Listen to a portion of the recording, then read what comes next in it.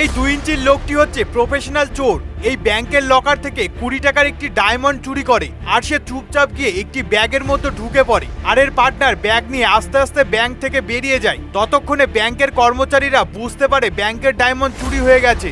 সাথে সাথে তারা এই বিষয়টি পুলিশকে জানিয়ে দেয়। চোরগুলো মিলে তাদের গাড়ি যখন চালাচ্ছিল, গাড়িটি চলছিল না। তখন তারা গাড়ি থেকে বেরিয়ে দেখে তাদের গাড়ির চাকায় কিছু লাগানো। তখন তারা তাদের গাড়ি রেখেই পালাতে শুরু করে। ততক্ষণে পুলিশ এদের সব ইনফরমেশন বার করে ফেলেছে আর এরা পুলিশ থেকে বাঁচার জন্য একটি শপিং মলে ঢুকে যায়। পুলিশরাও খুঁজতে খুঁজতে এই মলে ঢুকে পড়ে আর এই 2 ইঞ্চি চোরটি দাঁড়িয়ে দাঁড়িয়ে এই পুলিশটিকে দেখে। পুলিশ থেকে বাঁচার জন্য এই ডায়মন্ডটি এই মহিলার ব্যাগে ঢুকিয়ে দেয় আর কিছুক্ষণ খোঁজাখুঁজির পর পুলিশগুলো যখন এখান থেকে চলে যায় আর যে মহিলার ব্যাগে ডায়মন্ড রাখা আছে ওই মহিলা যখন কেনাকাটি সেরে মল থেকে বেরিয়ে যায় তখন চোরগুলি এই মহিলার ওপর নজর রাখছিল।